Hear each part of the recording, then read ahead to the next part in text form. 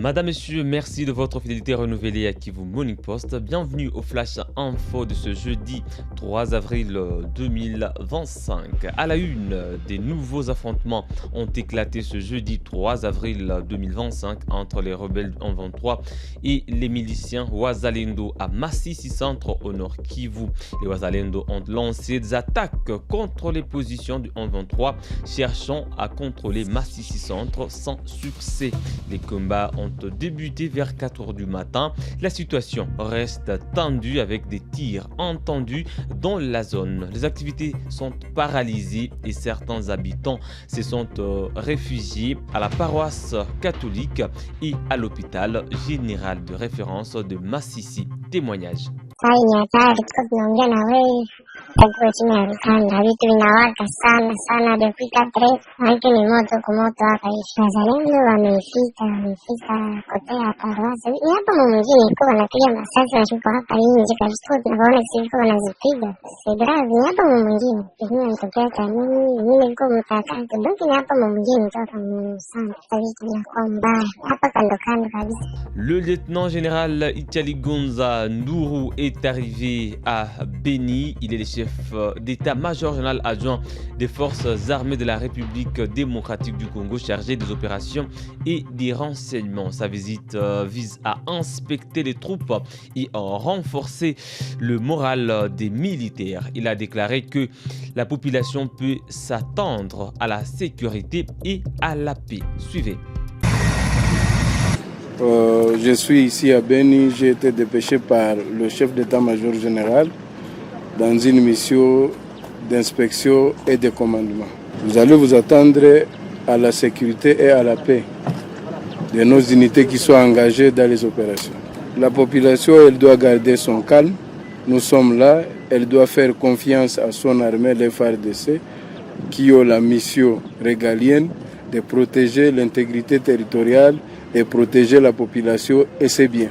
Le gouverneur du Nord Kivu Bahati Musanga Erasto a réuni mercredi 2 avril 2025 39 cadres des entités territoriales de Rutshuru, Nyiragongo, Massissi et Goma au gouvernorat de province. Ils ont examiné la situation sécuritaire de leurs régions respectives et présenté des difficultés auxquelles ils font face à l'autorité.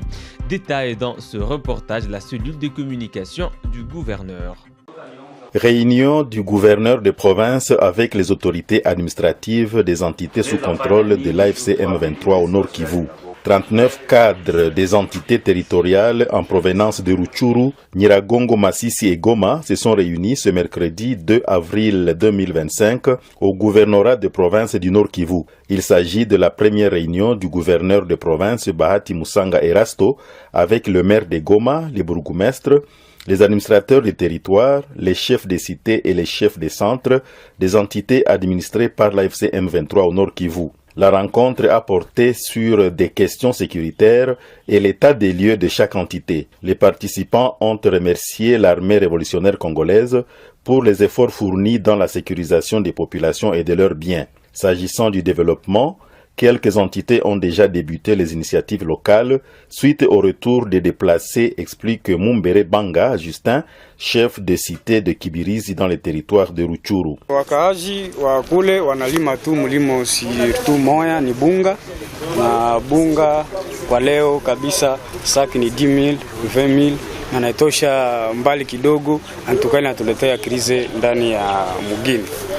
Kwa ukweli wakimbizi ambao wako narudi kutoka Makirumba, sehemu mbalimbali walikimbilia, basi tunawapokea hata kama nyumba yake walikuwa shibomola, hata wamwizi washabomola mlango, tunaongea naye, tukishaongea naye tunamwonyesha mahali anapasha kuwa, na kisha tunamuregistre. Tukisha registre tunaona wakati onje itakuya, tunamwandika na onje namsaidia kuvifaa fulani vya nyumba au pesa.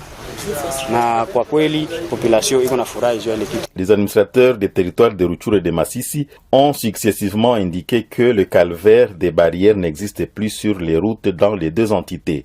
L'armée qu'on appelle ARC en sigle a pris le contrôle de la route nationale numéro 2. Partout dans nos zones, il n'y a aucune barrière. Je le répète bien, il n'y a aucune barrière.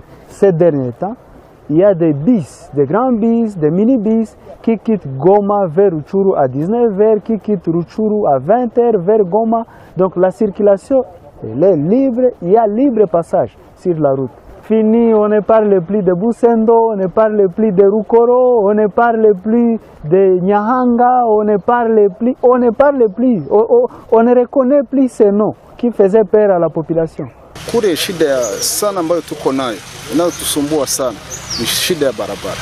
Masisi kuko shida sana ya barabara.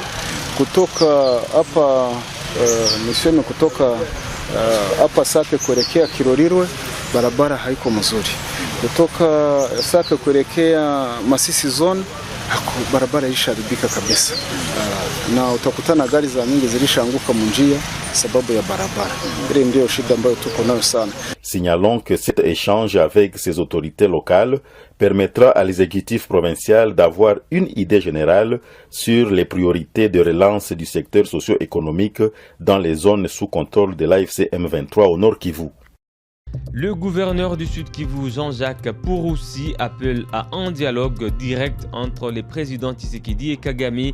Il souhaite également des négociations entre le M23 et le gouvernement congolais. S'exprimant devant les députés français, Purusi a proposé que ces discussions soient facilitées par des organisations internationales, notamment l'Organisation internationale de la francophonie OIF. Jean-Jacques Purusi a également révélé que 67% de la production illicite de minerais de la province du Kivu sont destinés au Moyen-Orient, nourrissant ainsi les groupes armés qui insécurisent l'est de la RDC. Suivez le professeur Jean-Jacques Purusi, gouverneur du Sud Kivu. Dans le cadre des réformes que j'ai menées à la tête de la province, j'ai suspendu d'abord toute activité minière sur l'ensemble de la province. J'ai sorti un arrêté le 18 juillet dernier. Et en suspendant ces activités, force est de constater que nous attendions 400 entreprises qui étaient identifiées comme entreprises illégales. Nous en avons reçu 1600 qui se sont pointées. Et lorsque nous avons reçu, elles nous ont expliqué que certaines sont là depuis 8 ans, 10 ans, mais n'ont jamais payé des taxes, n'ont jamais payé quoi que ce soit, ne sont enregistrées nulle part, c'est-à-dire aucun bureau, aucun permis d'exploitation, pas de permis de travail, pas de permis de recherche. Mais bon, voilà, on exploite, on transporte et de l'autre côté, et puis ça traverse. Je dois préciser ici que, selon nos enquêtes, contrairement à ce qu'on dit que 90% de cette production va en Chine, c'est faux. Nos recherches et nos mémoires de nos étudiants de fin de cycle montrent que, au fait, 67% de cette production va dans le Moyen-Orient, c'est-à-dire Dubaï, Émirats arabes unis, Arabie saoudite en général. Et le reste va en Chine. Donc en Europe, c'est moins de 2% qui arrivent, au fait, contrairement à ce qu'on raconte. Bon, maintenant, je voulais ici préciser que, comme Lumumba aimait le dire, si on nous exploite, c'est que nous sommes exploitables. Les 6 mois que je viens de passer à la tête de la province a montré que cette province qui pouvait générer plusieurs millions de dollars par mois ne générait que 500 000 dollars américains le mois. Jamais on a dépassé ce chiffre, 500 000. Tout simplement parce qu'il y a une taxation confiscatoire, tout simplement parce qu'il y a une multitude, plus de 1400 taxes, voilà, une fiscalité totalement confiscatoire, parce qu'il y a des taxes inutiles et parce qu'il y a une lourdeur administrative, il y a une terrible corruption qui font, tous ces éléments font que le Rwanda a compris le jeu en essayant de mettre de l'ordre chez lui.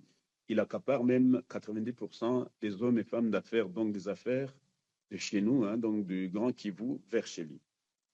Voilà pourquoi nous avons initié une série de mesures. La première était de réduire cette fiscalité confiscatoire de 80% de taxation, la remettre à 26%. Nous avons supprimé des taxes inutiles, plus de 147 taxes supprimées. Nous avons aussi réduit sensiblement les taxes, mais je vais dire ici que nous avons initié un processus de bancarisation, de numérisation des guichets Madame, monsieur, voilà qui met un terme à ces flash info sur Kivu Morning Post. Merci à vous d'avoir suivi du début à la fin. Si vous êtes nouveau à la chaîne, n'hésitez pas, abonnez-vous immédiatement. Il suffit de cliquer sur s'abonner, activer la cloche des notifications pour rester au parfum de l'actualité dans l'Est de la République démocratique du Congo. On se fixe un nouveau rendez-vous d'actualité. À très bientôt.